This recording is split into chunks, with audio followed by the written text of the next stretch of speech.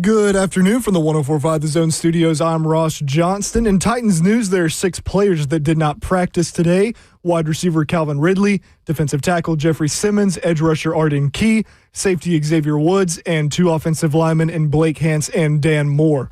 In NFL news, the Detroit Lions reached agreement with defensive end Aiden Hutchinson on a 4-year extension worth $180 million with $141 million guaranteed. He becomes the second highest paid edge rusher in the NFL behind Micah Parsons. The Denver Broncos are signing 41-year-old tight end Mercedes Lewis to their practice squad. If they promote him to the active roster, he will be the oldest tight end to play in a game in the Super Bowl era. Lewis was drafted by the Jacksonville Jaguars in 2006 and spent time with the Green Bay Packers as well. The Chicago Bears are signing safety Chauncey Gardner-Johnson to the active roster. And lastly, Falcons quarterback Michael Penix Jr. is day-to-day with a bone bruise, but Falcons head coach Raheem Morris says he feels very good about Penix's ability to play on Sunday versus the Patriots. For all your foundation repair waterproofing needs, visit USSTN.com. Breaking news at once in your home for the Titans and Vols. This is 104.5 The Zone.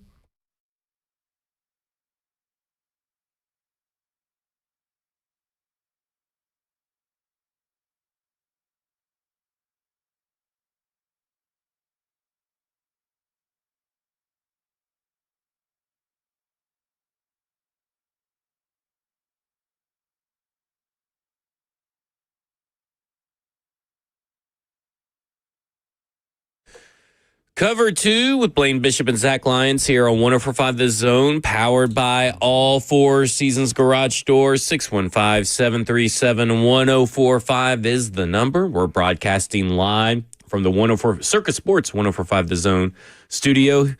Largest sports book can now be found at Kentucky Downs at Circus Sports. All right, Blaine. So yesterday, we kind of touched on it a little bit, but I said I hadn't read the article. Happy Wednesday. Happy Hump Day. We got to talk about this team. Tag dog. Yeah. I guess we got to talk about this team. Okay. So yesterday, we kind of touched on it, but I said I immediately haven't read the article, but Easton Freeze wrote an article Monday night that made me want to throw my phone, at least the title of it, on the basketball court. And it was talking about how the Titans extended all the assistant coaches. Now, if you go into, and he uses a picture of Nick Holtz on the article. And then PK last night, after we got off the air, he releases an article that's kind of like the second part to the first part, when really you probably should have had all of that in one article. And it goes into the offsets, which I'm like, well, we all know there's offsets. I assume we all know. And that was something that, I got to work on myself, is that I know there's offsets, but maybe not our listeners. Never make assumptions. Never make assumptions.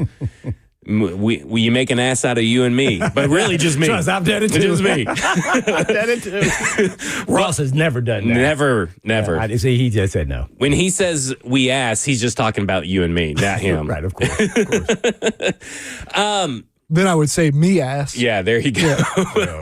So all that to say, there was a big to-do about it. Because, it made me mad looking at the picture of Nick Holtz and seeing the article on the tweet. And I just, looked at my friend. I was like, you'll never believe what these idiots did. I just put my phone away and enjoy my night.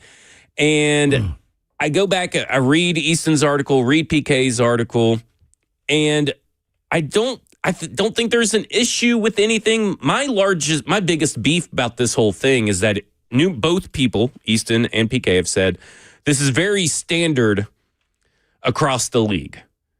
Now, I don't know if that's true or not. That's what they're allegedly told by maybe 3 or 4 people, on this team, maybe 3 or 4. I know PK has sources on other teams. Why is that standard? After 1 year? I am with you. I've never heard of that. I've never heard of that. I am with you. I've never heard of that. But that's what they said. So I always say, allegedly, this is standard practice. That they got extensions. So allegedly, the reason being, now let me be clear who got extensions. Not Brian Callahan, not Nick Holtz, not Denard Wilson. None of those 3 got extensions. The assistant coach. It was all the lower level assistant coaches that are outside of Bill Callahan are probably getting paid less than $1 million. Oh, okay. So was that for another year or what? Yeah, for 1 additional year. So apparently the reason this is quote unquote alleged standard practice is because you don't want your coaches thinking about their future. You want them to feel secure. So, do we know in general when their contracts ended? Were they just like on 2-year deals? They were all on 2-year contracts, so they would expire at the end of this year. Okay, gotcha. So Okay. they got an additional year on top of that. Oh, all right. I personally don't know if it's true or not. If it's really truly standard across the league. If it's 3 or 4 teams that do it, that doesn't make it a standard. Regardless of whether it's a standard or not, I have beef with that from a larger NFL perspective, because why are we extending people that aren't good at their jobs? You get what I'm saying? And I get the idea of added security, but shouldn't they earn that added security? Like, that's how I view it. And maybe I'm being too harsh. Maybe I'm being too black and white. But I feel like specifically every situation is different, right?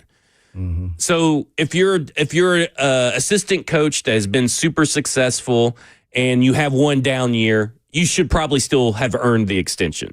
But these coaches in this situation, and if other bad teams are doing this too, what have they done to earn that security and that extension? That is my beef. It's not necessarily that what the Titans did was stupid, bad timing, whatever. It was posed as bad, and it's really not that big of a deal. But larger scope, bigger picture, why are these coaches getting security, bad coaches getting security when they should have to earn it?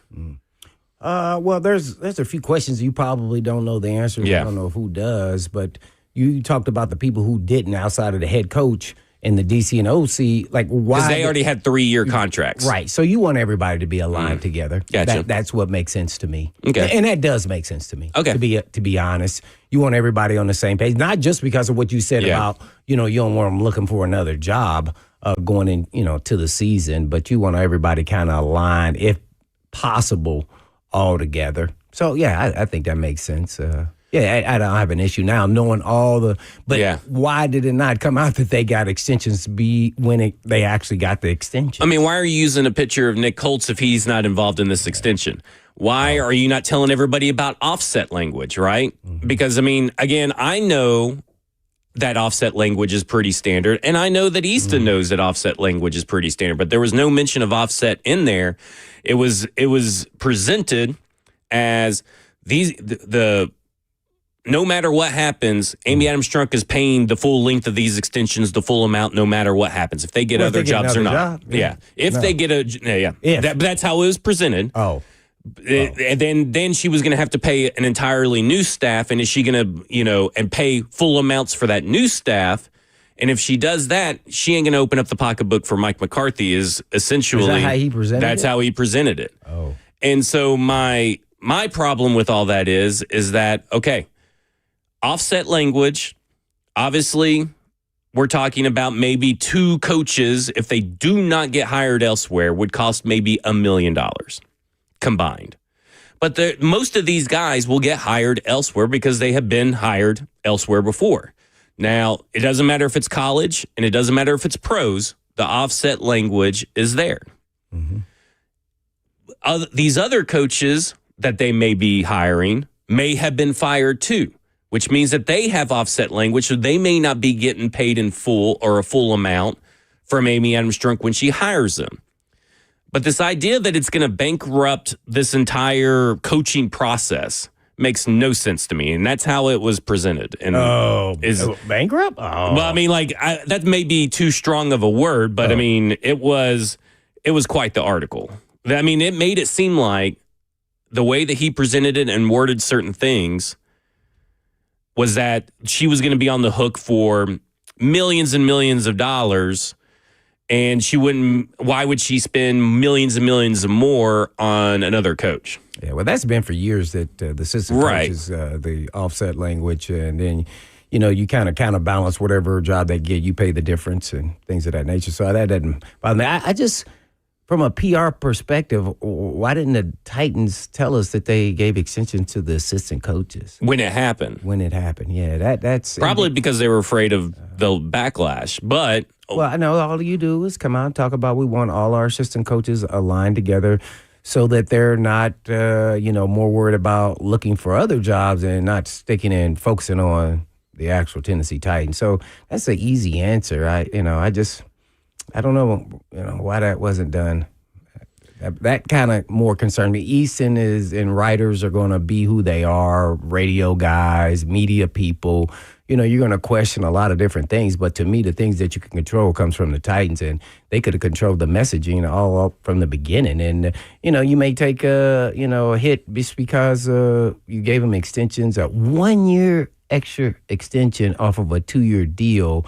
I don't think too many people would have had issues with assistant coaches all aligning in the same. So here's how he ended the article. I don't like that. Just so you have the full information. This is how he ended the article. Callahan's entire staff will be dead weight on the books soon. And then consider the entire next staff that will be signed in the new year. It's not great situation for Titans leadership. Will it restrict their willingness to pay top dollar for their next candidate?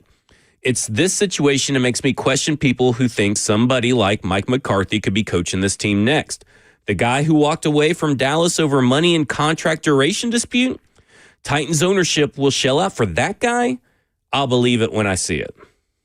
All right, he got us to talk about it, and he got clickbait. So hey, he won at the end of the day. Whether he got it right or wrong, it doesn't matter. Yeah. So we're talking about it. So, yeah, he was misguided there. He doesn't know the information, and you got to do your due diligence on both sides. I think that's what everybody's going to learn with people who really are not a background in media per se. Let's say all the way through, because you got to have some checks and balances when you report things, and some people don't have that. Yeah. They don't have to do that. And so that's why you have to be careful what you read on social media, because now, as I said before, everybody is media, and some are not held to the same standard as others. So you got to be careful. Yeah, because I mean, he got me just with the headline, right? Yeah, right. I mean, right there at Monday, I'm like, oh my God, look at these idiots. Yeah. But he didn't fool Ross though. No. Ross is a little bit smarter than us, man. I don't read articles, so I mean, He can't read. I can't read. I just watch football, man. Just watch football, watch the tape. That's about I'm it. with you. That didn't phase you, but hey, man, you got to get it right, man. And also when you're writing things like that, you're gonna get scrutinized, so you got to know that. But at the end of the day, you want to get it right. I think if I was a writer, I would want to try to get everything right, and maybe he didn't do everything that he needed to do to make sure that once he got information from one side of it, you got to make sure you kind of do some homework there on contracts and extensions and how this whole process works. So. And luckily, PK's reporting came out and finished up the rest of it. Who is held to a different standard. Yeah. We have to say PK's been in the industry for a very long time. Right. He's really good at his job. And but one thing kind of lost in all of this is that, okay, they signed, Nick Holtz and Denard Wilson and obviously Colt Anderson at the time, who has a job at the San Francisco 49ers, so they're not paying his full salary, but they signed them all to 3-year contracts as coordinators. Bones Fossil signed this year. You would have to assume, this is an assumption, that at least 2 years, maybe 3 year, he's under contract. Mm-hmm. And I think that's a good thing for anybody maybe taking the job, is that maybe Bones Fossil being able to be your special teams coordinator maybe makes this a more appealing job. I know most people want to bring their guys in, but going back to the Mike McCarthy thing, he's worked with Bones Fossil at Dallas. Easy sell there. Easy sell. They don't even have to sell yet. Yeah, I would, regardless, whoever becomes the head coach, I would probably, once we got to the finalists, I would make sure if you were going to keep some current staff members, wanted to get their thoughts. But Bone Fossil would be not a conversation. It'd be like, you'll be told that, and that way you don't have to worry about that. Yeah. And so he's proven in this league that he is an elite special team coach, and he's proven that this year as well. So if he doesn't come back, I'd be miffed. I don't care who they get. I mean, who you going to get better than Bones Fossil? I don't care if you want to hire your buddy. Put your buddy somewhere else if he's a special team coach. Coach it somewhere else. Yeah. Or you can have him be an assistant to him, watchful eye in case you lose him to somewhere else. Now, you always got to think about that when you're a coach. I'm kind of with you. Like we talk about, what makes this job appealing. Every head coach candidate probably wants Bones Fossil. Right? Yeah. I mean, I couldn't imagine that they have any guy if that it's your close friend. I mean, that's. I mean, I can only think worked with before. Matt Nagy and Dave Taub, or Tobe. I can't remember how you pronounce his last name, but he ain't going to leave Kansas City to take the same job over here because he he's been at Kansas City and is regarded one of the best special teams coordinators too. So it's like, I don't even know, even Buddy Hires, to your point, be an assistant special teams coach and learn under Bones Fossil, and then you could take over later. You never know what, Bones Fossil in He may retire. You never know. Bones Fossil may want to be a head coach. You never know. He may earn So it. that's why I say, get some assistants to kind of, if you want to have them wait in the wings, that's typically what coaches try to do anyway. And sometimes it works, sometimes it doesn't. So Someone in the chat goes, what the hell? Colt Anderson got hired again? He has a job? Yeah, that's how the NFL works. I know everybody thinks your coaches are bad. They'll find a job. Now, it's not going to be special teams coordinator. I think he's like assistant special teams or something like that. But they'll find a job. And he could become a really good special team coach as time goes on. He just wasn't quite ready. Yeah, it's no different if you play a rookie player and you're like, dang, I see the potential. He just not quite there. We may have to bring him back, put a veteran out there, even though the veteran's not a better high-end athlete than him, but they also are going to, function and help us win. So, that doesn't mean you're not a good player. I think Tennessee is doing that with their cornerback, aren't they? That freshman Redmond. Yeah. I don't think he's injured, but they still need him, and he's just not quite there when he's going to get these elite teams like Alabama, Georgia. He's not quite ready for that. But all the other teams that's a little bit below that, hey, we can win with them.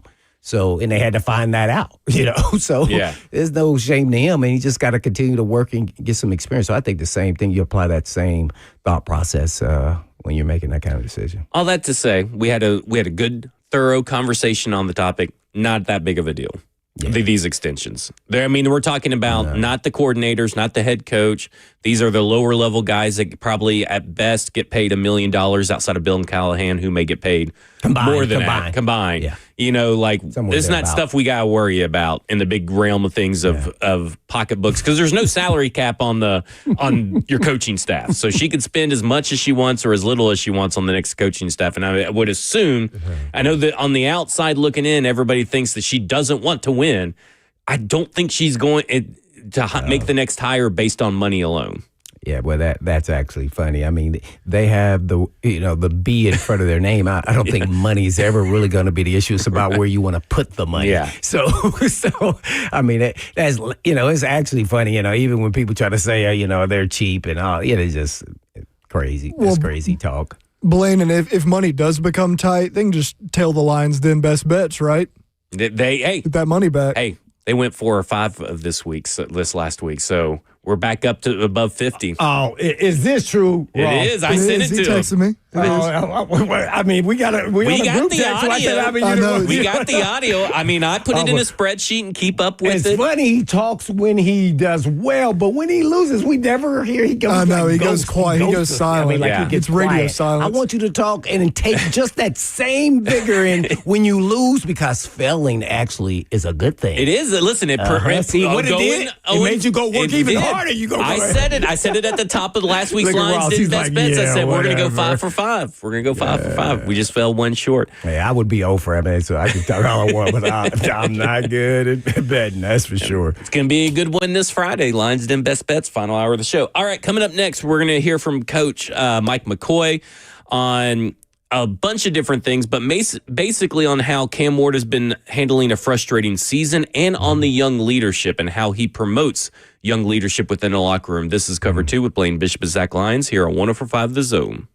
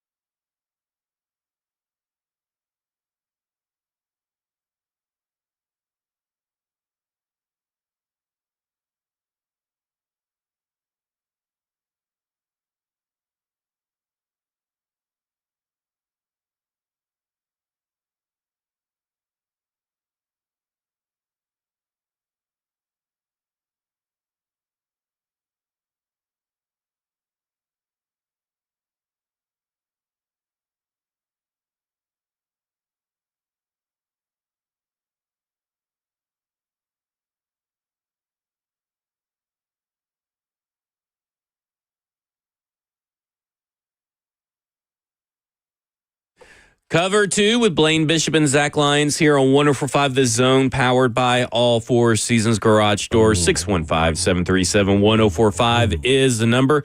It didn't get answered, but on Sunday after the game, TD asked Mike McCoy a pretty good question, I thought, but Mike McCoy kind of danced around the subject, and it kind of sparked this topic that I'm about to bring up. And I don't know where I land because, I've never been a rookie in the NFL. I know that's hard to believe if you look at me. I've never been a rookie in the NFL, never been in a locker room in the NFL. You were a rookie in that one league. Yeah, well, yeah, I was an inaugural player in that league, in the CTF. What about when you were a rookie on air? I was definitely been a rookie on air. That relates. That relates, maybe. I mean, I would assume. But I wouldn't know about this next one. I wouldn't know about losing since I've been on the air. I mean, we've done really well here. We're winners. This is a winner show. I know, man. That didn't happen until we got Ross, though. Yeah, that's true. Sorry, That's right, baby. Just changing that culture around here. He's our Jarvis Brownlee Jr. I think it was his voice. Yeah. It was his. They've been saying they're going to get rid of me, though. I got too much dog in me. Yeah, that's what they're saying. Broadly, you're Broadly. Hey, man, what time the Titans play, man? What time's the Zone on today? Can't wait to see him lose. But he asked the question, and I will just wonder, like, how detrimental. He specifically said how detrimental is losing to Cam Ward's development, but how detrimental is losing all these games to the development of all the young players, even year 2 players who were here last year, even year 3 players. I don't know if you still consider that young, but year 3 players like Skoronski, who've only experienced losing seasons. Oh, because they've been repeated. Yeah. So how detrimental is that to development, or is it a case of, hey, it makes you stronger? Oh, man. To be honest, I don't think it affects them in any bad way. It's no different than life. You have to have failures first and foremost, and then we get to see what your true character of who you really are. Yeah. And then how much work you put in work. Now, how much are you going to elevate that work to make sure that doesn't happen again? You got to remember now, the DNA of all NFL players is they are competitive like no other. Actually, it's just part of you that you can't even stop it. And so you don't want to be considered in this frame as a loser. Not any athlete at any point in time. I was on a 2-14 team. Yeah, I was pissed off. I started turning pissed off for greatness. I was so pissed off. You had to find a way to, go play games when you knew your team wasn't very good. So I don't see it as a bad thing at all. I think this is going to sound crazy. A lot of people, they get a few elite pieces with the core guys that they have as young players, including Cam Ward and all the draft picks, and some of the guys are second, third year guys. I think they could be pretty good. They got a hit, and when I say that, I'm really being serious about they could turn this thing around pretty quick.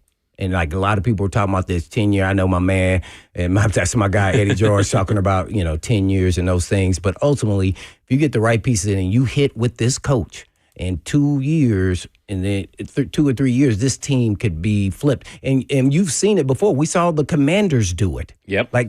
So it can happen overnight. So I just I think people just need to slow down, take some deep breaths and relax and see where they go, because they're getting valuable reps right now to a core group of guys who may just be good players. I'm not talking about elite players, but maybe just good players. You got to get some of those. That helps build your team. And then all of a sudden, when you get a few superstars and bang, there it happens. So I really think this coach hire is really going to be the difference of how quickly they turn this around. Yeah, I agree with you on this losing aspect affecting younger players. Because it drives you. It drives you, especially a young guy. Most of these guys are all on winning teams. They're not used to losing. They're going to be pissed off. Yeah, with this offseason, they're going to drive. We not sorry, because everybody's going to talk about. You heard Brownlee, right? Right. Oh, they're losers, right? So you get attached to that.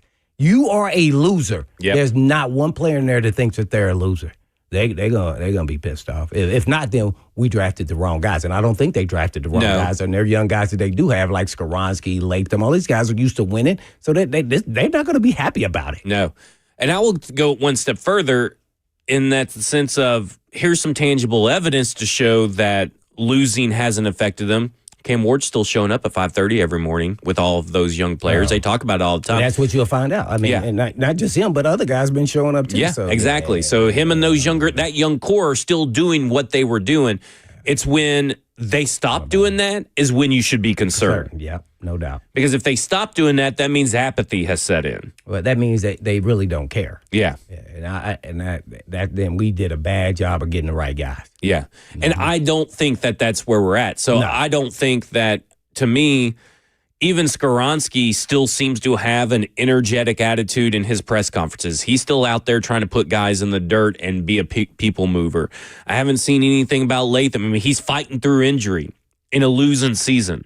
Is that a guy affected by losing culture? Well, you know what I'm talking about? Yeah. I don't think losing culture, just because you're not winning doesn't mean you're in a losing culture. Okay. You're just not winning games. Yeah. You could still be winning. Like in your mind, theoretically, guess what?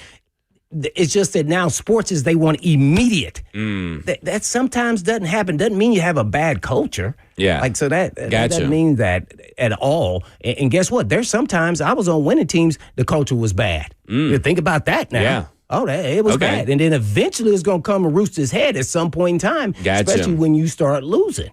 So, so I think people get, all enamored with winning is a cure-all to, from the outside. Doesn't mean that they're doing all the things correct. That's why coaches, when you're winning, they're much tougher on the players behind the scene than when they're losing. Is it because you can relax? Apathy, that relaxedness can kind of seep in there.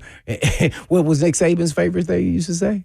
What was his thing when he was like, I'm going to say the wrong thing. I was going to say like roaches creaking, whatever he used to say all the time. I would just talk about that rat poison. Yeah, the rat poison. Right. Yeah. That's what he's talking about there. All of that in his eyes is all in that same bucket. That's what he's talking about. Like, y'all think y'all done something. Now we done won 5 in a row.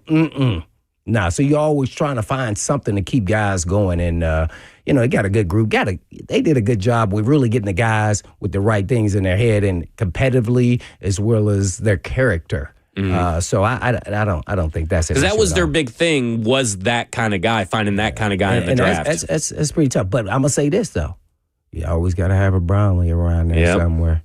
Got to have them. Because, see, once your team gets to it, you're going to have, because sometimes those guys who are real high character guys, they can start getting punched in the mouth. Then every now and then you're going to need somebody to back them up. Yeah. And be that guy that you want to, kind of have that chain on and you're trying to hold your dog back. Right. That's what Brownlee was. You want some of those guys, especially on defense, by the way. So I think people misguided winning is, it's all great in the culture. Winning can hide a lot. Yes, that's exactly what happens. Well said. Yeah. Well, that's what I've liked seeing too, because like you said, Blaine, that the apathy and relaxedness can set in when you're winning. That's the human nature side of winning. The human nature side of losing is deflect, blame others. Yes, and they're not doing that now. Behind closed doors, who knows? But at least out to our eyes and ears, like they're not blaming each other, which is a good sign to me, because you could easily get to this point in the season and defense is blaming the offense blaming the defense. Well, I don't think that'll happen. But not with these type of guys. Yeah. I just think, but that does happen to a certain extent. I think people who you're closer to as players, you start saying, dang, man, the offense not doing this or defense. Guess what? There are going to be games where the offense is carrying you, and there's going to be games where the defense is carrying you. Hopefully you can get them all working in the same. Naturally, that has happened with the Titans this year. But that's what you're hoping. And then that would kind of complementary, football when they always talk about that, because there are going to be those times. Because I jokingly talk about how, in 2000, we would play over 100 plays. And then when we take a break at halftime and we get up and go get some food and relax, give us 10 minutes to kind of take a break, I see the offensive players going outside and going into their cars, leaving, going home. And where you going? Where you going, Dyson? Where you going? It's happened, actually. It's real talk. Yeah, he said, I'm going home. We're done. Oh, man. How many plays y'all play? 42. Duh. Hey, man, this keep happening, man. We're going to run out of gas. That's when I talk about we're going to run out of gas, because that actually, in theory, does happen. Even though I was sitting there saying, man, dang, well, we're going to play 100 plays again, 2 games in a row, because, boy, I don't know if I'm going to make it to the next game. So eventually that flipped, and then they are there, and then we're gone. So you can't, look at the side of the ball and try to point fingers. If you start pointing fingers, man, you know where you need to point that finger? Right back at yourself. That's where you need to be pointing that finger. You need to hold clear what you need to be doing, and don't worry about what other people do. They got to do their job. They all getting checks just like everybody else. Yep. They got to do their job. If not, they won't be here. There were some. There's going to be a lot of people not here next year. Well, we already talked about it's going to be like 30-something new players. Yeah, 30-something new players probably on this team, which is insane. Yeah, that's why Ross always doing the breaks up there, backpedaling, working on his skills. He says, I can play receiver or DB. Push-ups, sit-ups. He said, I look like they need a safety since Blaine is too old, so I can outrun Blaine. So I'm giving him tips and everything else. I saw Mercedes Lewis get signed today, and I was thinking, I'm like, man, maybe Blaine could play DB. No way. Get him out there for like 1 or 2 plays. That dude's like 6'5". Yeah. But listen, you just go out there for 1 or 2 plays, but you're just there collecting a paycheck to get everybody in line. If I'm back deep like 30 yards and I tell everybody where to sign up, but somebody get in the foot race, they don't expect me to catch them at all. Yeah. You still think you can near foot, near shoulder somebody right now? Nah, in a short little area. I have to get back in the weight room, man, put on about 20 pounds, but I don't know. That may be one time in the game. If you have to do it more, I'll be talking like Samari Rowe. Hey, man, I can't be tackling these dudes out here, man. These guys, man, they so big and strong and athletic. It's pretty impressive to see what some of these guys can do. But I can get them on some football knowledge, but, eventually the physicality is going to take its course. We talked about a little bit about, this team kind of getting tested here and there, getting the reps and all this kind of stuff. And I go back to how many times have we looked at the young quarterbacks that the Tennessee Titans have drafted, like Jake Locker, Marcus, and even Will Levis, and we're like, draft players that he can grow up with and build rapport with. Right. And that's one thing I will say that seems very trending in a positive direction is that Chimere Dike, Elikai Manor, and Gunnar Helm, Chimere Dike, Elikai Manor in particular, their targets have skyrocketed the last few weeks. Gunnar Helm is getting more involved in more targets. And the more reps that those guys can get with Cam Ward, the better that's going to lay a very good foundation for next year. Mm-hmm. And that really matters. In a losing season, you're just trying to find stuff that matters. Well, yeah, that's what they're doing. I mean, that's why they're, they lock in all those guys. Yeah, I'm interested to see where they go with even Diggs and how to Sneeze injured. Like, when he get back healthy, I mean, in desperation, I mean, like, we want to see other guys. Yeah. Like, we want to see what we got. I kind of want to see what Jackson Slater has. Yeah, I do too. Why not? Why not? I mean, maybe he has to wait a little bit longer, maybe week 15 or something.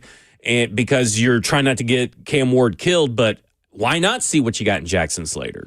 Only reason why I would say, well, they played Sneed, so I would think I would be playing Zach just the same reason. Hey, man, we dosing out, what did he get, 10, 14 million? Yeah. Sneed's, 20, 25 or whatever it is, these astronomical numbers. And it's just like, hey, man, we're going to wait till the last 4 games, then we put other guys in. Yeah. Do y'all think that winning is in terms of the NFL, is a trait you have to learn? Like, you have to learn how to win in the NFL with these young guys, especially that have come in and, for the past 3 years of rookie classes, we've had none of those guys have won really 3 to 4 years. So was it learning how to win or learning how to handle winning? Well, that comes eventually when you start winning. That's what I think. Yeah. But I'm going to take baby steps, and that's who I really am is we got to learn how to play a freaking full game. Yeah. And I'm serious about that. That's a little concerning because I haven't seen it yet. Yeah. We haven't seen a full 4 quarters. And that's not saying you're playing flawless, but, people going to make plays. Everybody's really good. It's that third quarter, I feel like. Because I don't understand that, but this has been going on even in the last 2 years with Vrabel. Yeah. It's like we the come out the second half and we're like, what's going on? We're always getting doubled up on from the end of the first half to the start of the second half. Middle eight. It's the middle eight. The middle eight. I just don't understand what that is, and it perplexes me. It's really puzzling. And all I can say in my mind is they're just kind of losing focus. It's more than that. I don't know what it is. It's not because, we're just horrible. No, it's somewhere along the way it's that one mistake in a game. And then they're not, I want to say the mental toughness of a young player maybe is not there with this team. Yeah. because they are actually really leading the forefront because they are actually playing, especially on offense. Yeah. So I just kind of lean in that a little bit because they got to figure out how to close and continue to grind even when things are going not in your way and in your favor. It's kind of like that kid who, oh, man, I should start, but you're not starting. Yeah. Guess what? What does that player do? He Checks quits. out. He quits. Quit now. I'm saying quit the team. Yeah. Oh, gotcha. Oh, I'm not going to ever play.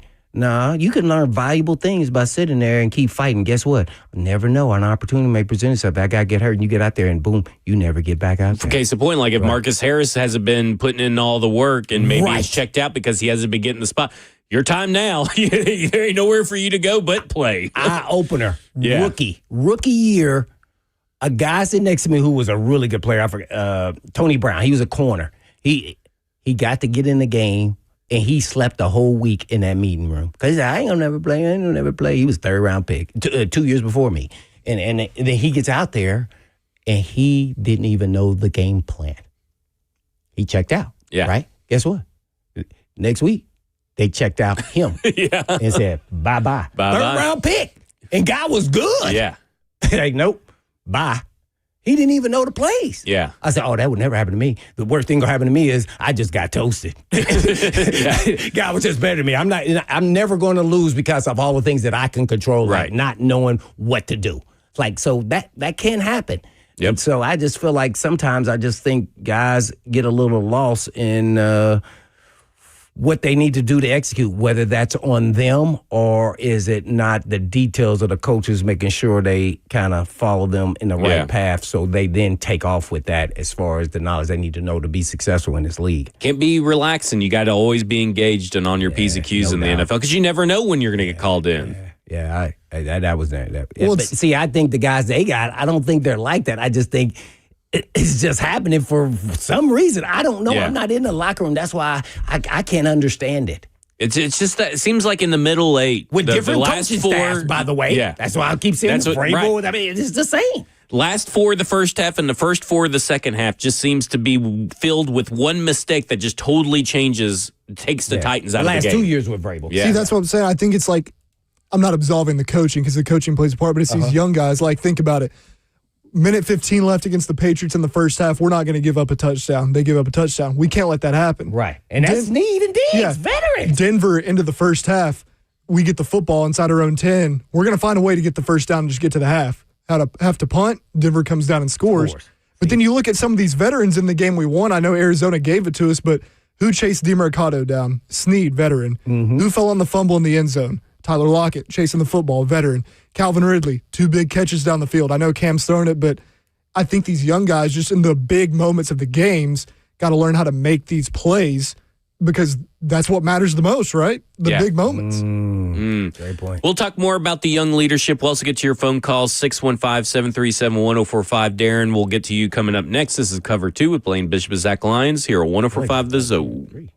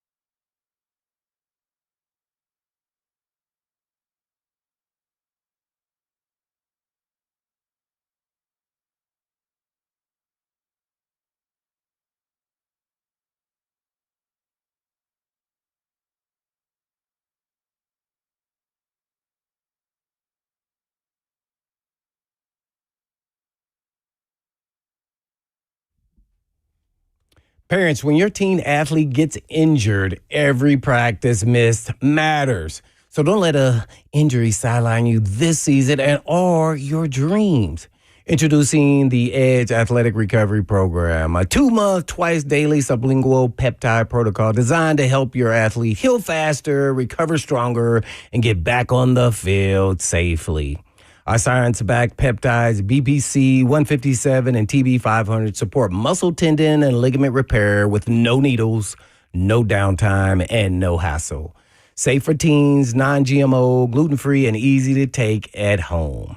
Optional add-ons include M-Scope functional sessions and regenerative orthopedic treatments to accelerate recovery even more. So don't wait. Give your athlete the best shot of a full return to the sport and call Edge Peptide Therapy at 615-724-1878. That's 724-1878. Or you can visit them online at edgepeptide.com to schedule an office consultation today.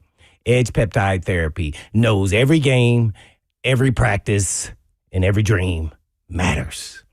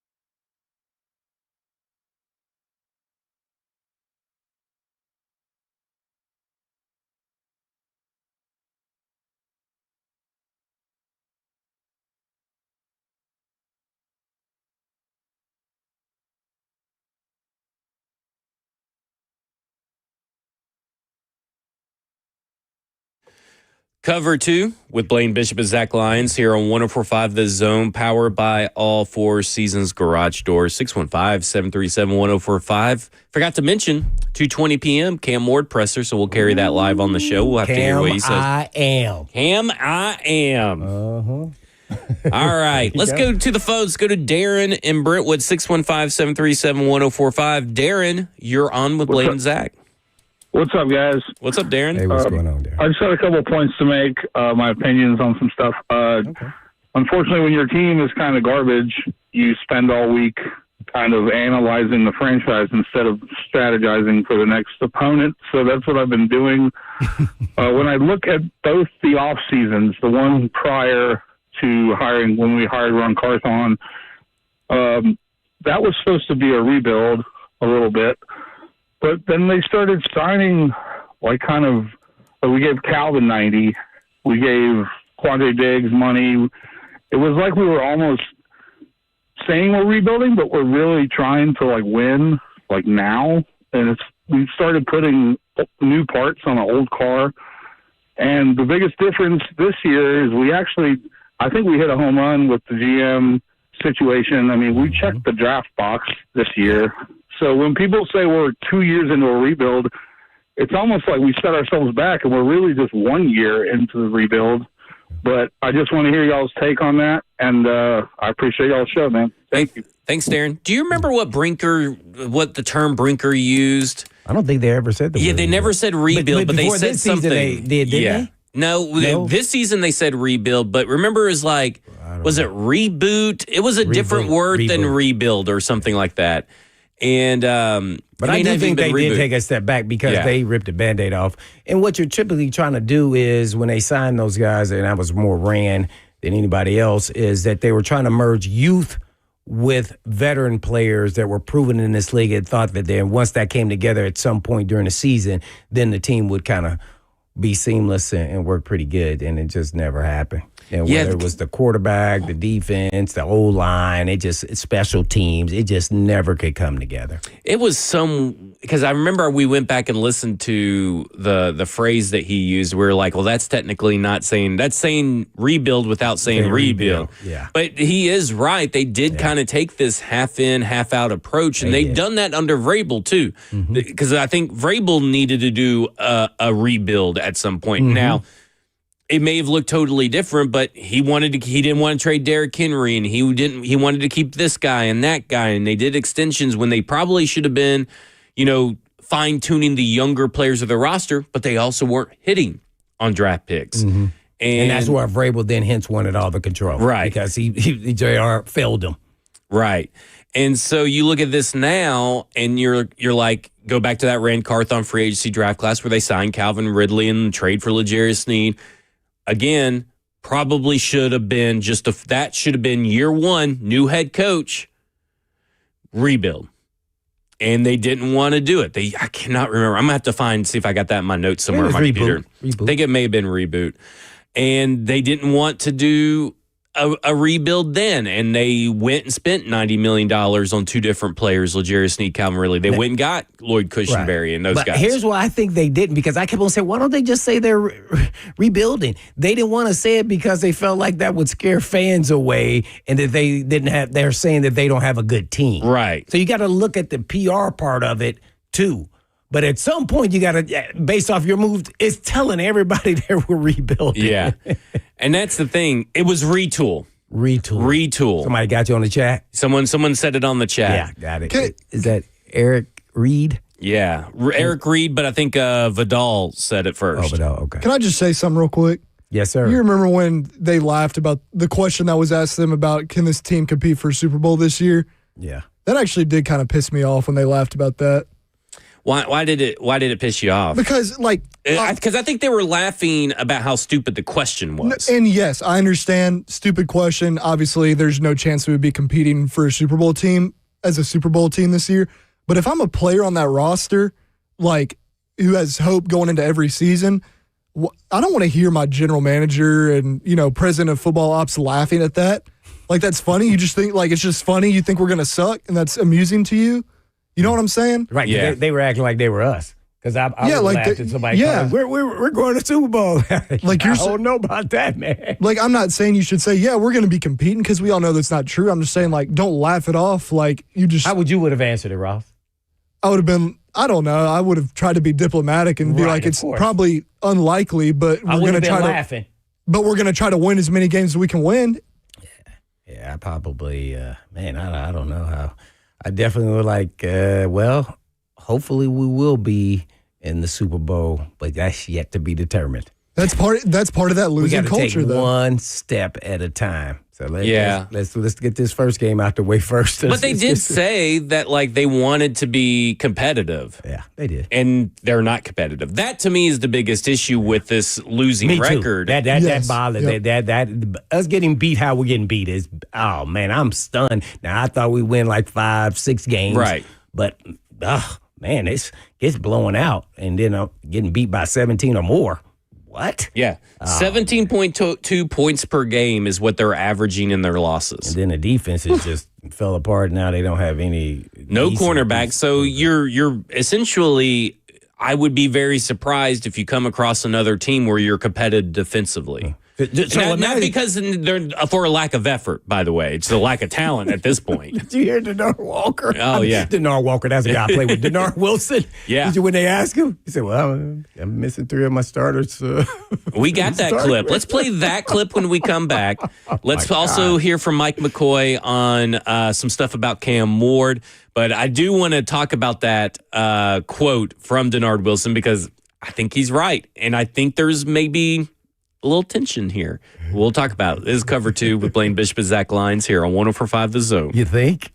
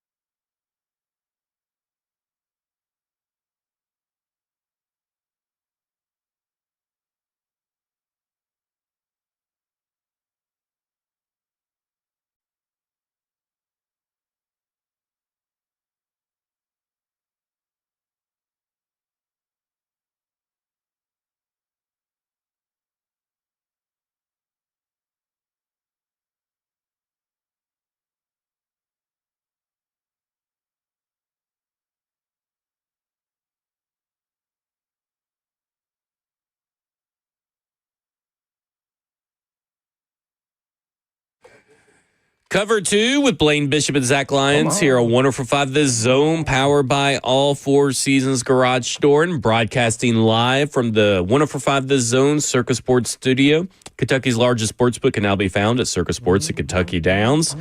615-737-1045. So before the break, you asked when's the last time a 6-round corner started for their team.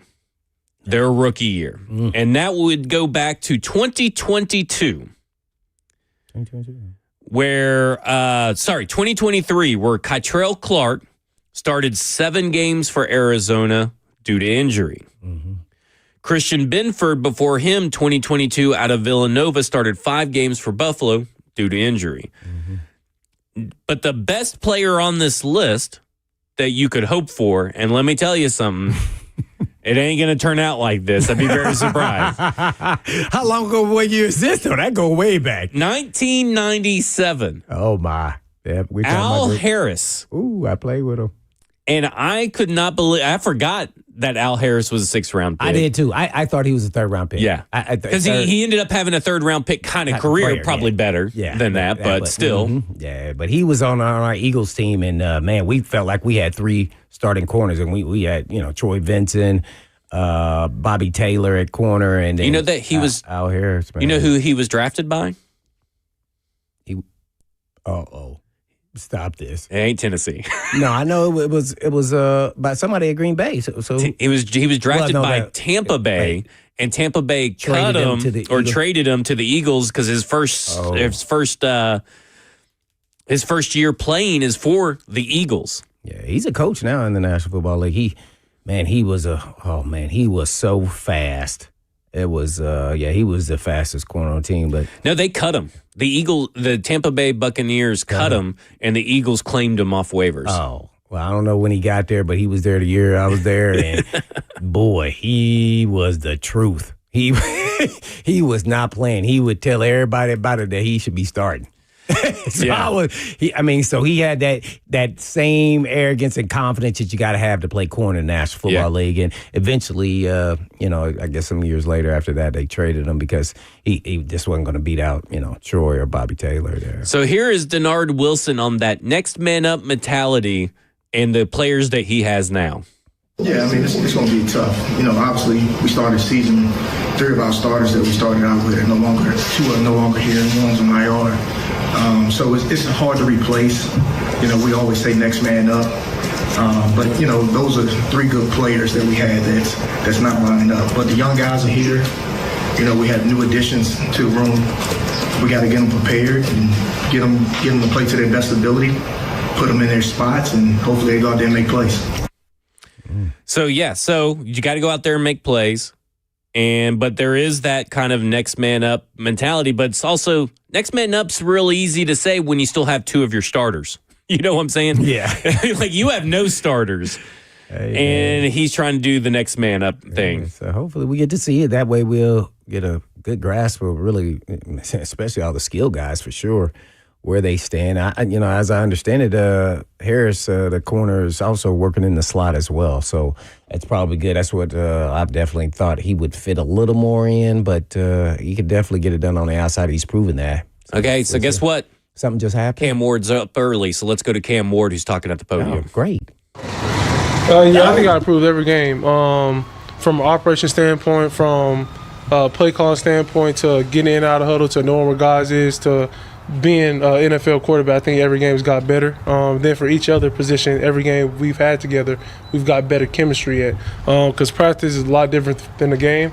I'll continue to work with those guys, continue to work with me. We're going to continue to be better. What do you think you've learned, Cam, in terms of getting the ball out quickly in the NFL as opposed to college, and how much maybe more important that is? I just think it helps keep us on track. I think when I do my job at a high level, it keeps the offense just flowing, helping out the O-line, helping the receivers out. Then also just getting the guys, our playmakers in space to make plays. Was it a big adjustment in terms of how long you can hold the ball maybe in college versus the NFL? It's not really a big adjustment. It's about the times when you can hold the ball, a certain situation when you need to extend. But majority of the game, you have to continue to just try to play on schedule. Still being Rookie yourself, what does leadership look like to you in terms of trying to lead this team and being a guy that people can follow in this locker room? I think it just always comes down to your consistency, what you do on a daily basis, how you uplift your guys on a daily basis. Then at the end of the day, you got to be able to make plays on the football field. And we got a good locker room. It's not that seat on, the couple of our chests. We know it's there for a reason. They voted us for captain, but we got a lot of guys who don't have that seat on their chest who can, take the responsibility to, pick somebody up, hold them accountable. So we just got a great locker room full of guys to, make sure everybody's doing right. You mentioned practice being different from the game. Is there anything other than reps that can help the mechanics in practice more smoothly translate to when it goes live the game day? I think reps are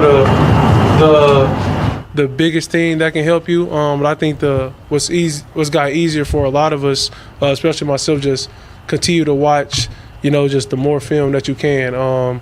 Even if you're watching the same play 10 times, just finding something different about the play where you can have an advantage over the opponent. But I just think reps, take care of everything. Those 5 a.m. meetings that you guys are still having, has anything changed from how they were back in July, August to now? Nah, really just watching film, continue to build our relationship, and then just trying to make plays on Sunday. I know you're dedicated to the footwork and the fundamentals, but some of the big plays you made in college and some of the big plays you made here kind of off script and maybe don't rely on that stuff as much. Is there a little bit of a conflict there that sometimes when you're not counting on the fundamentals, the big stuff happens? Not really. It really depends on how the play breaks down, because I don't know if one of our guys is going to get beat, whether it's receiver or O-line going to get beat. I just got to continue to move in the pocket the right way to help those guys out, but I also got to continue to play on schedule to not put them in a situation where a good defensive end or D tackle can get hands on them and try to move them. So I just think it's all about doing my job. Talk a lot about the teach tape they show you in season. Who are some of the guys that are on the teach tape that they're showing you that they're saying maybe this is a play for them to look like, or this is something you can do?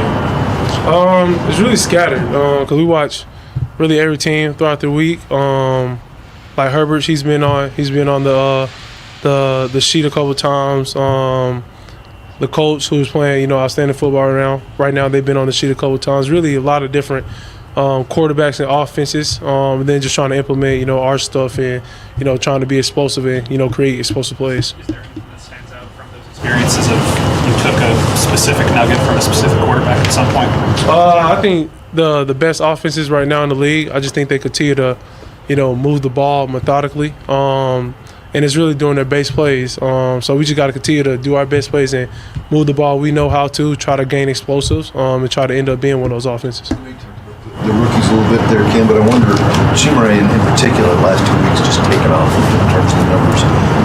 Anything in particular you think that accounts for maybe the chemistry between you guys, the fact that he's just really numbers up, like I said, kind of taken off there? I just think me and him seeing the field the same way lately, and it was kind of just he's splitting reps with Locke at the time, but I think now that he's getting way more reps, he's finally see how I like to throw the ball over the middle. He watches film with me every day, so I'm excited for Chim. He's gonna always be a part of the game plan. Just not only what to do with special teams, just trying to find him, get the way ball. He's one of our fastest players out there, so we just got to keep on letting him make plays for us. Cam, I know there's been some talk about the way Peyton Manning struggled in his rookie season. Do you go out of your way to talk to anybody who's been in a similar situation as you and how to navigate these losses when you want to win so badly? Not really. It's more of just how to prevent it. I would say try to stop the bleeding. But the biggest thing is that everybody wants to win in our building, but we harp the little things, and we got to continue to do the little things because that's why we're in the position we're in by not doing the little things each and every down. And so it's not really, who I need to talk to, we need to talk to. I really just talk to my teammates about it. We're the only people who can control it, the people on the field. And, we just got to make it come to life this week. Games and you talk to players and other teams after games. What kind of feedback you give? Anybody say anything to you about hanging in there that has really stuck out to you? I say a lot of guys, quarterbacks, coaches, they've all, said the same thing to myself and my other teammates. Just continue to to play as clean football as we can. Eventually it's going to end, and when it does, you got to be ready, and you just got to continue to try to get better every day. They're going to happen overnight, but you continue to work, it'll happen. Your daddy has said that you are just like your mom, that you never sugarcoat anything about your performance. So what are some of the things, like some of the feedback you got from your mother in regards to, how the season is going? What is something she said? Let me see. She's been quiet lately, so that's actually surprising. So I'm sure it depends. We gotta just try to win a game for her. Maybe she'll crack a smile for me this week. So that's the plan this week. Thanks. All right, that was QB1 Cam Ward over at St. Thomas Sports Park. A lot of talk about mechanics, playing on time, footwork, do the plays, the big plays in college and the big plays you're getting away with now affect what you want to do in the pocket. And I don't know. Again, he says all the right things, right? I mean, and it's not just generic speak. He's saying the right things with detail. Mm-hmm. And it's something that he's working on, right? I mean, they got teach tape of that changes week to week on Justin Herbert one week, maybe Peyton Manning another week and stuff like that. Again, I think that what we're seeing before our eyes right now is, and maybe it's because we have more access than what we did even in 2015, is that we're seeing a young quarterback grow right before our eyes. And I think we just have to understand that it's going to take time to really get to a full 4-quarter game. And probably consistently. Out of him, That'll mean you're going to win some games. Right. So, and I'm hoping it happens sooner or later, especially those little bitty things. And that's like throwing the ball out of bounds and, certain times and points. Yeah. That's not winning and losing you a game, but you want to see him progress and just understand what he's dealing with. Also, he's going to have some more talent around him as time goes on here. Right. Yeah, probably immediately next year. So, it'd be interesting to see, what they think of where, let's say, Alec is. Is he a real number 2? Don't know, to be honest with you. Or is he a 3? Yeah. Is he on a real team? Like right now, he'd probably be a 3 somewhere. Right, on a real good team. So on this team, can he develop into a consistent 2? Yeah. Maybe. So you're hopeful. He's getting plenty of shots to do reps. I want to see some consistency out of him. With some drops too, and where to settle. And sometimes we don't know if it's Cam's fault or his fault, and where they're supposed to be, and all those things. So.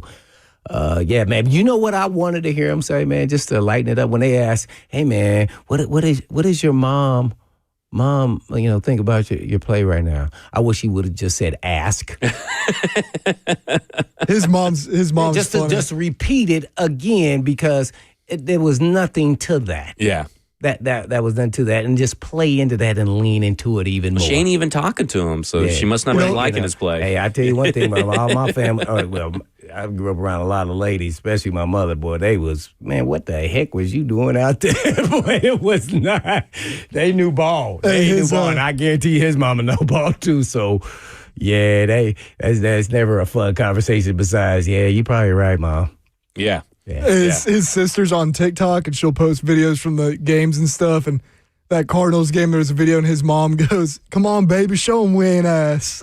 See, leaning into it. Yeah. See, you got to lean into that a little bit, man, because they try to take that and go in a whole different direction. It wasn't even like that, man. I mean, really, if you're looking, going back to your Alec is a 3, is it 3 or 2 on a real team? Yeah, DK has turned into your 2 or your 1 right now on this team. Yeah. Now, he's probably a 2 or a 3 on another team. You get what I'm saying? Right. But what can they do? Those are great foundational pieces, though. See, you need a 2 and a 3, right? Yeah. Especially where you got them. But once you put them with that number 1, now all of a sudden their game's going to start elevating because everybody's going to pay attention to that. It's like the people who were like, we'll trade Chig and give all the things to Gunnar Helm. Why can't you have 2 good tight ends? I don't know, man. Why do you want to sacrifice depth just because? People are, man. They got to pick one or the other.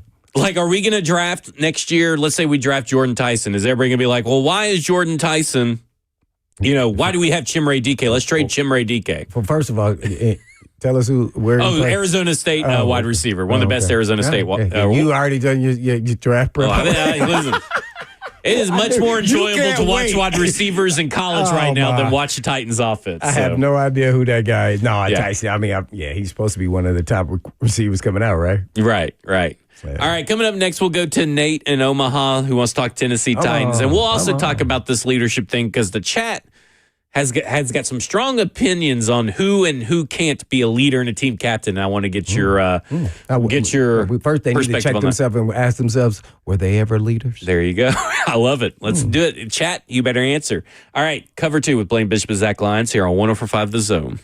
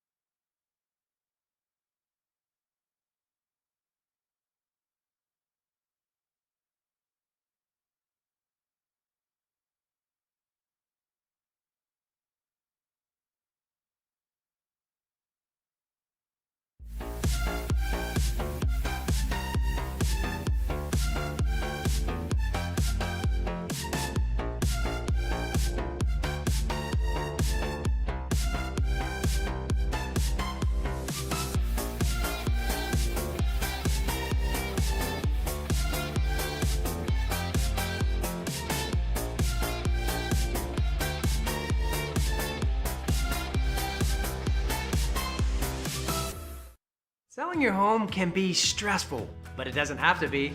Get a guaranteed offer from Mark Spain Real Estate. There are no showings, no open houses, no stress. Work with the #1 real estate team in the U.S. and close with confidence. Go to markspain.com today.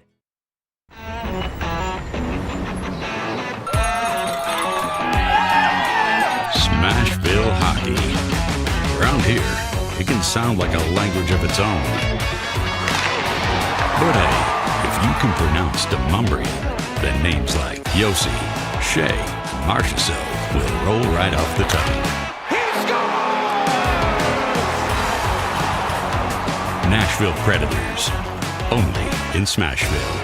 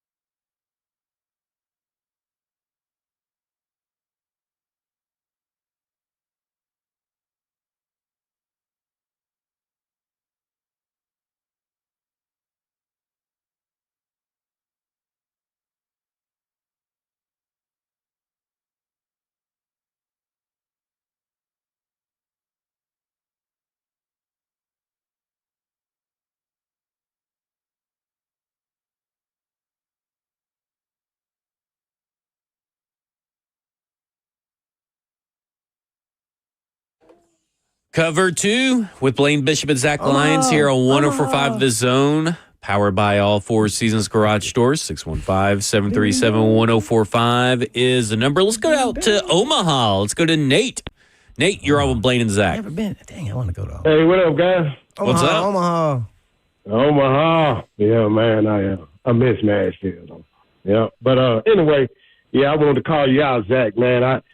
Back in the spring, you was talking about how nobody was watching the NBA, but I don't hear that same energy when you talk about how nobody watching baseball. You know, I don't. I was wondering where you were going with that. I'll tell you why. Because I hate baseball. It's a 2-2 man right now, man. like I don't even know who in the World Series right now. You know what I mean? All right. Yeah, I know. Man. Toronto. It's great to talk to you guys, man. But look, I want to ask the Hitman, like when you trade away starters, do that have an effect on the rest of the team? Like, I mean, how does it, like, you know, when you played Blaine, like, if the team trade, y'all lose and you trading away starters, what kind of effect that had on the team, man?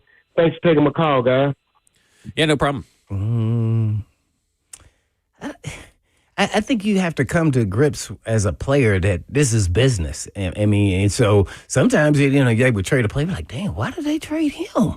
Yeah. You know, you're not thinking about the business side of it and everything else and what direction the team is because you're in this vacuum, like we're going to win every game in your mind and you're preparing. You're so focused on that. So I would say it doesn't affect the locker room like people would think. Now, I think people start looking around and say, hey, man, this is an opportunity for me or whoever else it is.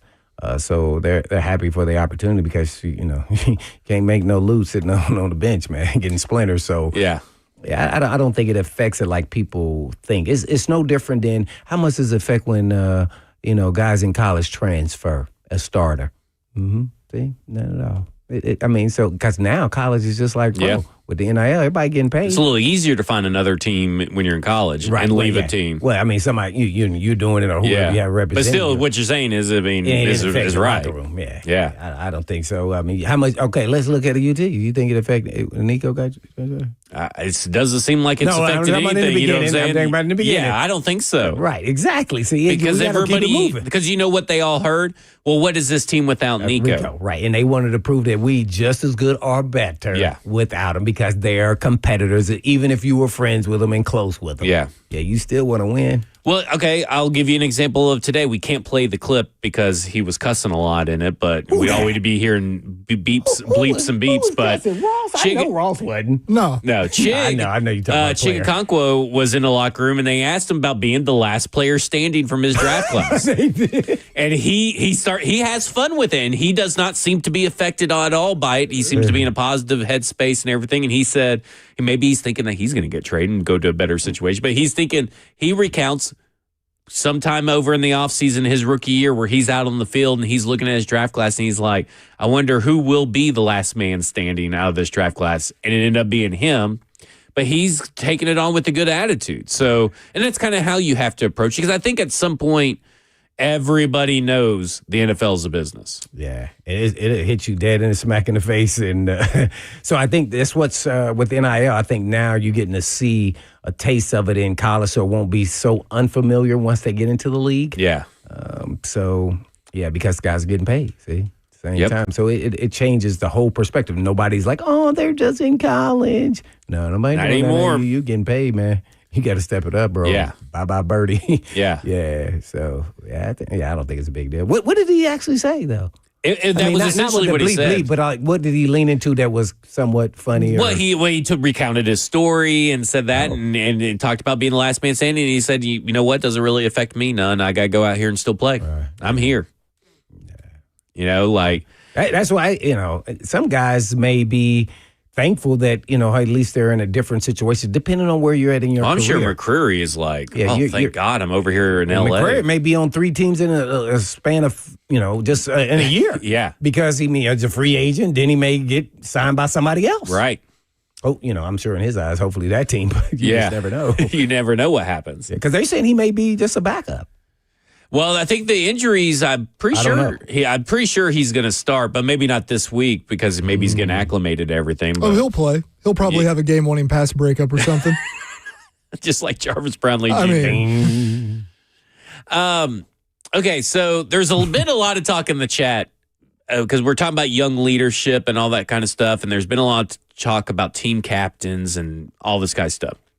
So I just want to play first off Mike McCoy's clip where earlier today he's asked about, because he recounts, glad to see that Keenan Allen and Denzel Perryman are back with the Chargers. Those are guys that we drafted. They're great leaders, great men, blah, blah, blah. And he recounts all that. And so he was asked about that and how that applies to young leadership for this Tennessee Titans team. And here's what Mike McCoy had to say. I think the great thing about the young players that we've had or that are playing right now is you see them performing at a high level, and you can see the growth that they've shown since the day they've got here. And there's nothing like experience. And I think all young players, regardless of what position you're in, I think you're a little hesitant to speak up initially when you get on a new team, even when you bring some free agents in. Sometimes there's some guys that come in, they want to kind of feel it out, even though they're older, they want to kind of figure out their role in the organization. But as a young player, sometimes you're walking around there and they're so focused on learning the system, trying to do what's right, and just figure it out. So they're kind of hesitant to speak up. But I think as they start playing more, and the more experience they have and the more confidence they have, they speak up more. Same thing. The great thing about, and I'm talking more offensively because I spent a lot more time in the offensive meeting with the skilled guys, is that, all the young rookies on the offensive side of the ball, the questions that they've asked have been phenomenal. From the very first day, they ask more questions than anybody else, which is rare. I think you don't see that very often. But the big thing is I want the young guys to be themselves and just go out there and play and don't hesitate to ask questions. And if they've got a comment about something, speak up. And I think that's what happens over time. But it's a matter of just, being in a system, getting to know your teammates, understanding your role in the team, but never hesitate to speak up. I mean, that sounds like what it should be, right? I mean, that doesn't sound, from the outside looking in, like I said, never been in the locker room, but that sounds like what you want, how you want to develop young leadership year one. Yeah, I mean, he hit it on the bullseye. Yeah. Right in the middle. Yeah, it was I couldn't disagree with anything that he said there.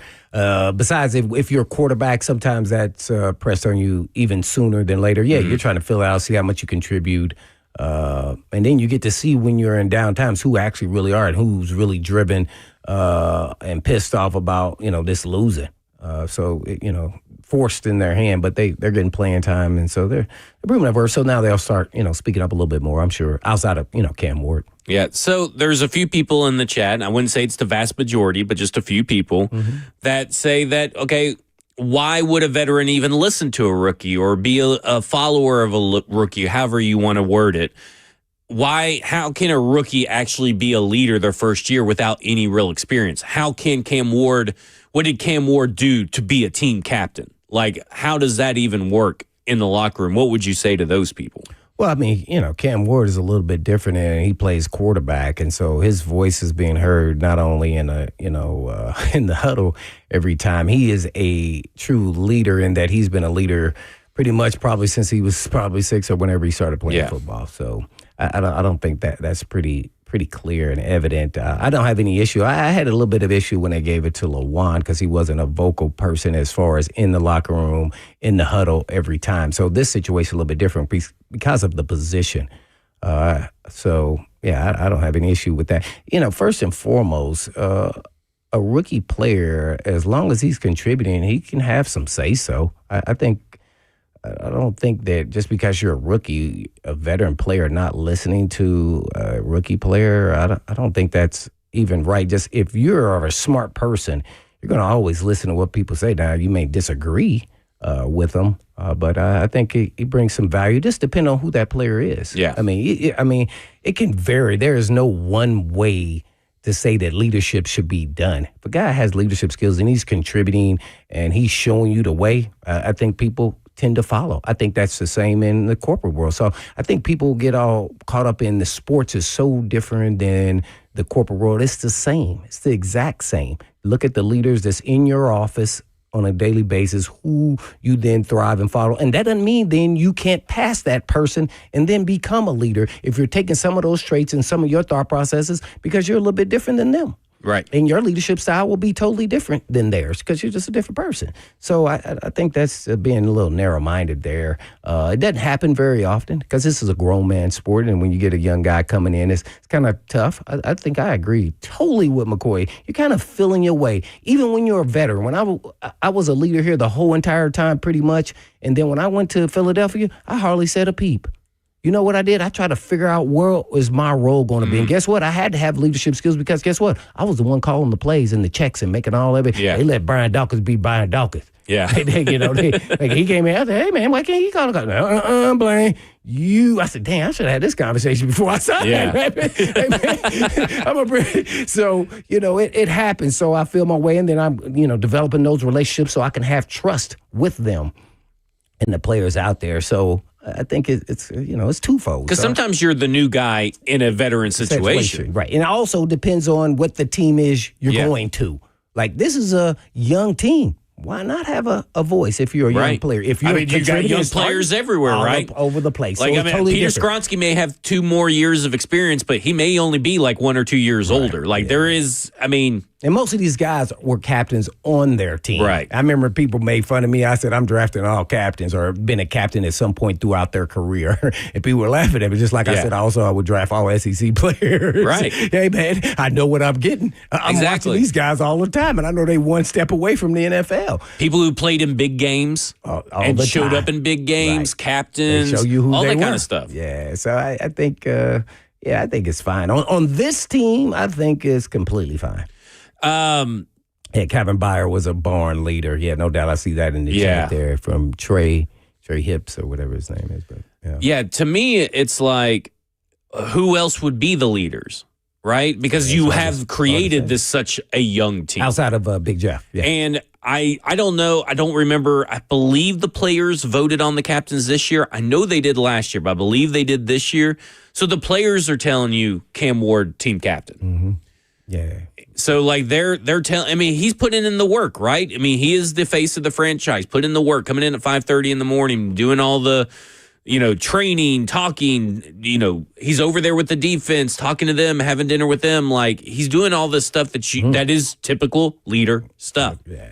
So it shouldn't be a surprise. And I feel like it's just such a, to say that he hasn't earned it yet. Who? Cam Ward. To say that Cam Ward hasn't earned the captaincy on his chest yet doesn't make sense to me based on everything that we saw all over the offseason. No. And everything we know about him from his time in college, like you said. I didn't have any issue with him being the captain. So, yeah. But everybody's entitled to their opinion. I just would ask him, if you had a young guy come in and he was your best performer as an employee, I think he's already showing leadership skills. So over a period of time of 6 months, I think then all of a sudden then he would be leading the boat, even in sales. Let's just say it's sales. Yeah. Right. Yeah. Guess what? That guy who's sitting over there who's been there a couple years and hadn't got to sales, he's asking him tips now. Yeah. Mm-hmm. And listen, that's what they want. Yeah. I mean, this whole draft class was drafted to be culture changers. Yeah, and I think they are. And you can't be culture changers sitting on your butt, not leading. So whoever was in charge, whether it was Berganzi or Brinker, they did a good job. Stop! They just combined. They did a good job. They got foundational pieces. Now they're gonna have to do some things. Now they have to get elite pieces. Yeah, they have to get elite and plug the holes on defense. Yeah. I mean, because that's going to be the toughest part. I get that Jeffrey Simmons is probably the leader on this team from the outside looking in, and that's fine. But he has a ton of respect for Cam Ward. Oh, yeah. So why can't the fans or the few people in this chat that I'm talking to have that same respect for Cam Ward? That, to me, is what it really boils down to. But it's very rare, though, unless it's the quarterback. Right. Like, very rare. I mean, especially when he was going to start immediately. Right. So it's like, oh no. Like, hey, this guy's talking to everybody, and he showed all the leadership skills, and you had no choice, I think, especially with a young team. Yeah. It was a no-brainer. No-brainer. Now, if it was a veteran team and they had some, we got Bruce Matthews on the team. I'm just taking you through my era. If we brought in the quarterback's not going to be the captain. Yeah. See, so every situation isn't just the same. It's never going to be the same. Right. And that's what we got to understand. The NFL, no situations are ever the same year in and year out. No. Everything's fluid, especially from team to team, but also in your own franchise. All right. Coming up next, we'll go to Captain Tony and Alvin. They want to talk Tennessee Titans. This is Cover 2 with Blaine Bishop and Zach Lyons here on 104.5 The Zone. Oh, Captain.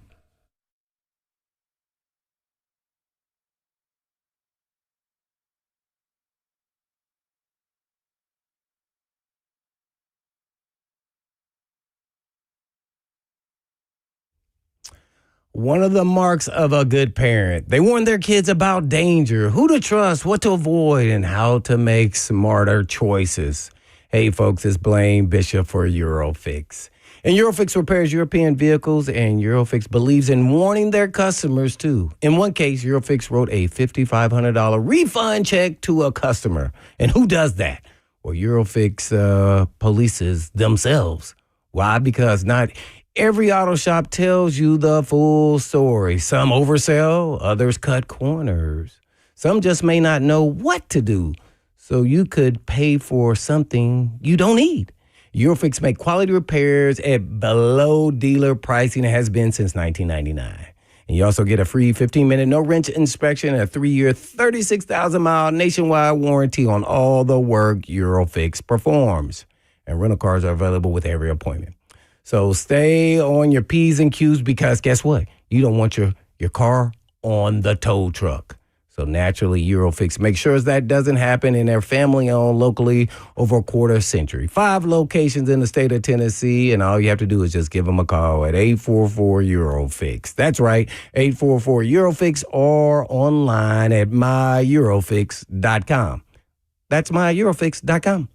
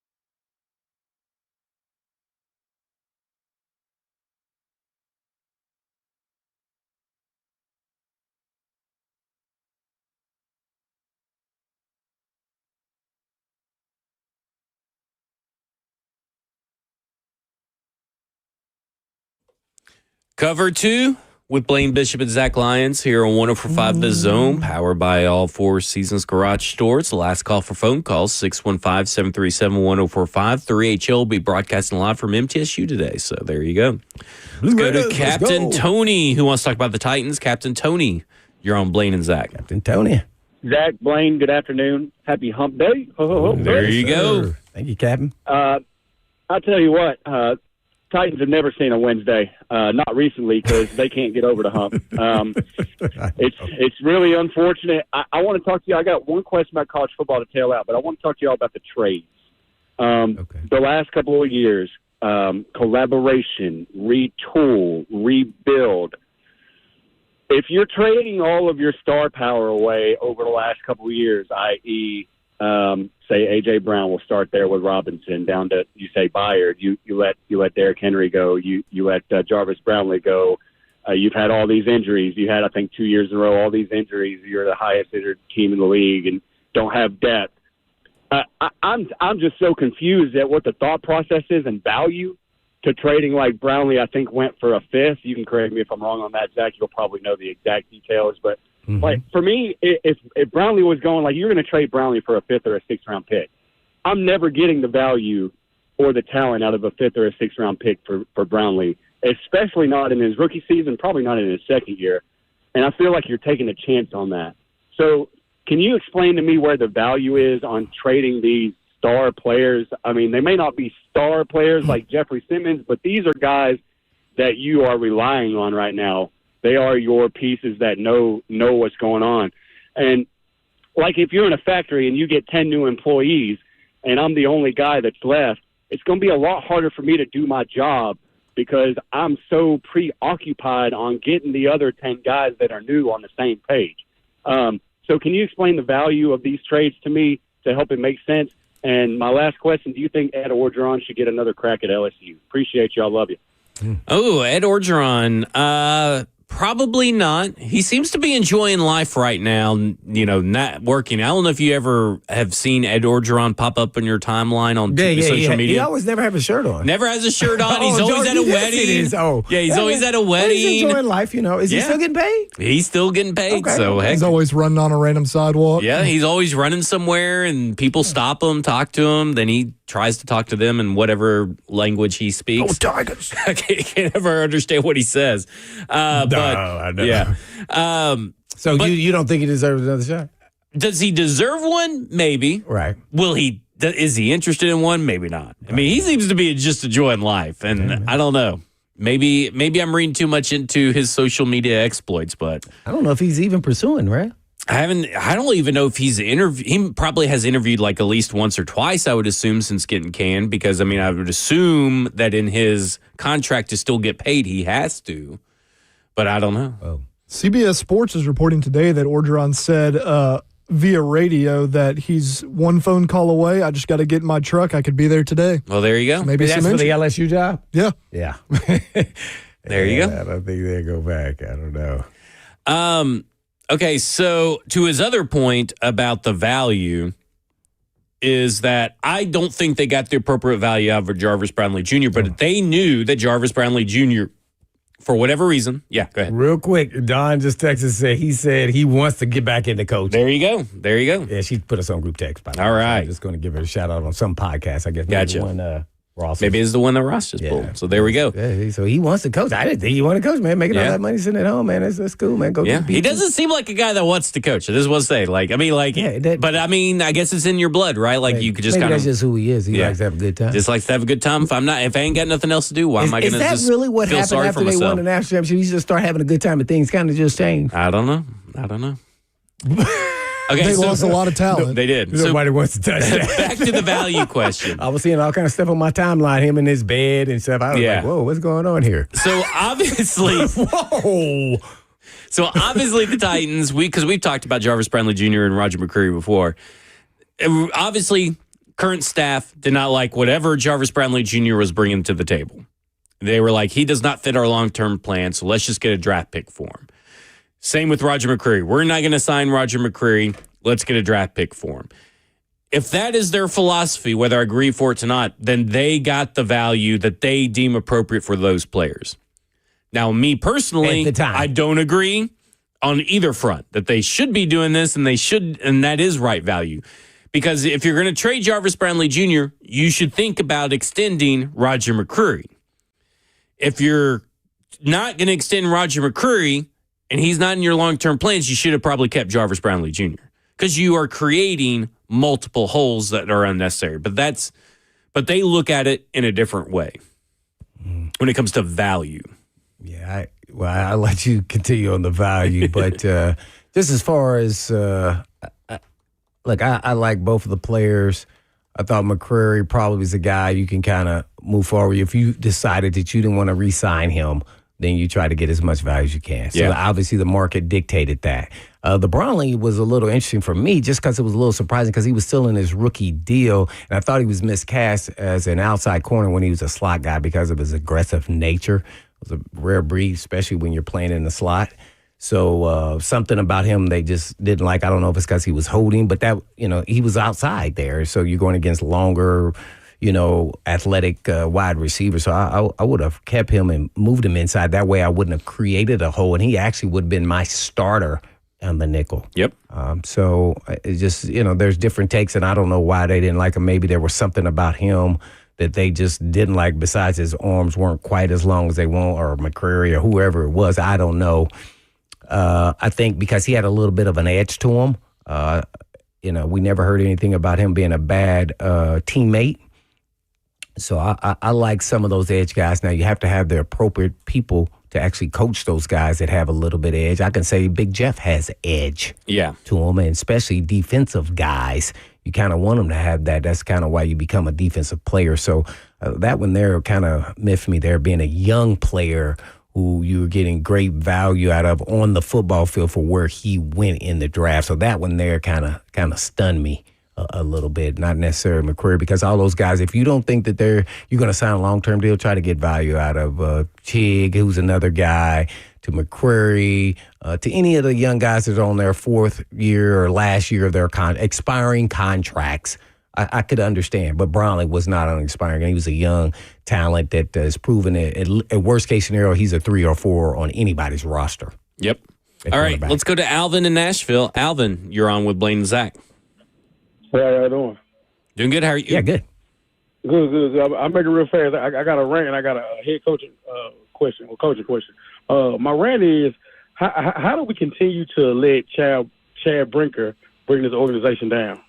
I mean, it's Asadon, like everybody just keep looking like, oh, it's the new GM, it's the new this.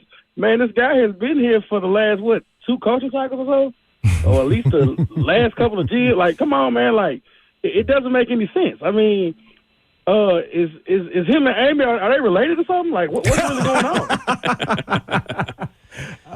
I'm being serious. No, I know you're serious. And I'm gonna tell you something. I'm a diehard man, and I see how passionate old players, and I'm gonna say old, but players that was here before, like you, Blaine Bishop, Eddie George is passionate. Yeah. Guess what? He came out and said that Amy has put this organization back so many years, and he might not get a coaching offer because of that. But guess what? It's the truth. The truth hurts. But let me get to the coaching question. My coaching question is this. How hard or difficult you think it's going to be to bring in not just a coach, even if it's an offensive guy, to bring in a defensive guy, or if it's a defensive head coach, bring in an offensive guy, because how Amy is cutting people's throats so quickly. Yeah, I know it's Nashville is the top place, and they built a new stadium, got the quarterback, all this stuff. But me as a, say for instance, Blaine Bishop is the defense coordinator. Zach, you the offensive coordinator. I'm the head coach. I try to bring y'all on. Y'all gonna say, hey, hold on now. She couldn't throw quick.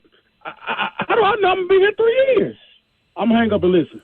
All right. I do think Brinker is getting a little bit more heat thrown his way because we're coming up against a break. But what do you think about his other question about the head coaching and everything? It's 1 of 32, so you're going to be able to get some. They're going to be picky, so it just depends on what direction you want to go, whether it's young or old or middling, second chance. They may ask for things that maybe you don't want to give up. That's probably the only thing. People are always going to want the job. It's one of 32. Just win. Yeah. So at the end of the day, how quickly can you get over the snot and win some games, as Ross said? There you go. I mean, we could get somebody out of Davidson Penitentiary for all I care. Just win. Just win. Bring that clipboard, bring that play call sheet, and just win. I mean, that really is what it kind of boils down to. You just there are just so many head coaching candidates this particular cycle. Wow. You just got to hope that the demand for head coaching candidates is small while the supply is big. Because if every time a coach gets fired, that's one more competition for one of the guys you like. Yeah. So, like, I want Zach Taylor to stay with Cincinnati. Because if that job opens up, that's the most attractive job in the NFL, outside of maybe Steelers and Ravens, which I'm just kind of wish casting that those come open, so maybe they'll come over here to us. Oh, there you go. Send some fan letter to the Bengals front office about Zach Taylor. Well, now people are out on Kevin O'Connell up in Minnesota. They're saying that he hasn't won a Super Bowl in 5 years, so that means statistically he'll never win a Super Bowl. Well, I definitely hope they let him go. He will be number one candidate for me. No doubt. Number one. They don't know how good they have it. All right, that'll do it for us. 3HL's up next. They're live from MTSU. This has been Cover 2 with Blaine Bishop and Zach Lyons. And in the meantime. And in between time. Peace.